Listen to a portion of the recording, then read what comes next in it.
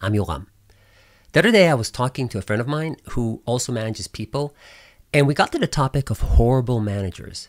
We've all had them at some point in our career, but we were both wondering, what are the makings of a horrible boss? So here is my point of view of 5 things that make a manager horrible. First, you never know what they want from you. For me personally, working with a manager that is not clear as to what they want from me can be super frustrating.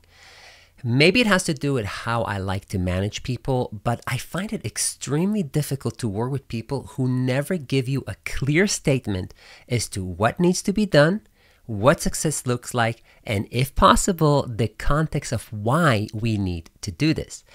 This might sound obvious to some of you, but unfortunately, I have worked with managers that just keep giving you all this fluff. It's a lot of words, but you never leave them fully understanding what you need to do, which can get to the point where, at least for me, you kind of start feeling uncomfortable asking them again and again, what is the final destination that we're trying to reach? And when you manage people, my tip to you is try to lead with context, which means explain why we're doing what we're doing, what success looks like, and very important, when do you need something completed? The second problem, they either give you no feedback or they give it to you so late that there's really nothing you can do about it. One of my personal pet peeves is when you work for someone who will tell you during a yearly review that they were really not happy with something that you did at the beginning of the year. And I'm thinking, really? I mean, what am I supposed to do with this information right now? I obviously can't go back in time and change anything. And I always think, why did you not tell me this back then when I would have been able to be more than happy to adapt?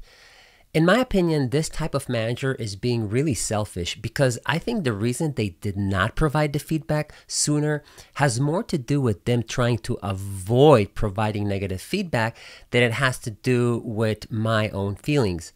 As a manager, you should always try to provide feedback, be it positive or negative, but do it as closely as possible to when it is relevant. Otherwise, people really they can't benefit from it.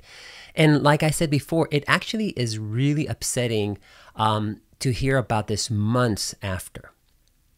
The third one, they are more concerned about managing upward than managing downward.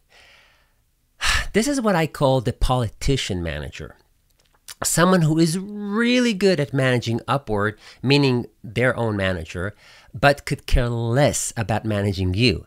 And this can get really frustrating, especially when you find out they don't have your back. Things that they told you or you even agreed with them during your meetings with them suddenly disappear the moment their manager says something slightly different. What managers that do that don't understand is that once you do that, people who report to you will never trust you again. And it's not about the fact that you change your mind. That is perfectly understandable. It is the fact that you literally changed your mind because you wanted to please your manager. Don't do that. As a manager, stand by your people, especially those who report to you. And I'm not just saying managing upward is not important. It is. But don't throw your people under the bus just because you want to be liked by a higher ranking person, especially when you personally don't even agree with their position. Fourth, do as I say, not as I do. Okay, this one can really drive you crazy, especially when the level of contradiction between words and actions is so high. A manager that wants everyone to be on time but is always late, or a manager that is asking you to work extra hours but they're never there, that is infuriating. Don't get me wrong. We can't always have 100% correlation between our words and our actions. Okay, I get that. But when the difference is so blatant, it makes it really hard to take someone seriously and really follow their leadership. As a manager, if you are asking people to do something, and even more importantly, if you are chastising them about not doing it, you better make sure that you are following your own values. Last but not least, they ask you to be someone you are not. In other words, they don't accept you for who you are. This one is a bit trickier to explain, but let me try. Some managers will keep dinging you for some of your personality traits because it doesn't fit how they view the world. For example, they'll keep asking you to be more outgoing and engage with the other people on the team when you are clearly an introvert.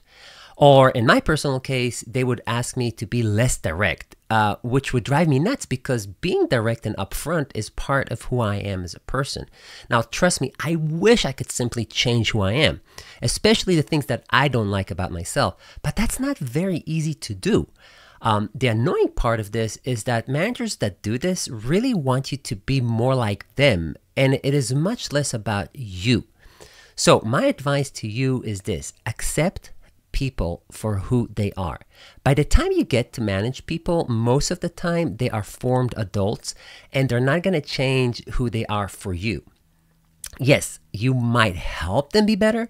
In fact, I hope you do that, but it has to come from a place of acceptance, not from some lame feedback in yet another performance review. All right. I hope this helps, and let me know what you think and what you would add to this list from your own experience in the comments. I'm really interested to hear that. See you next time.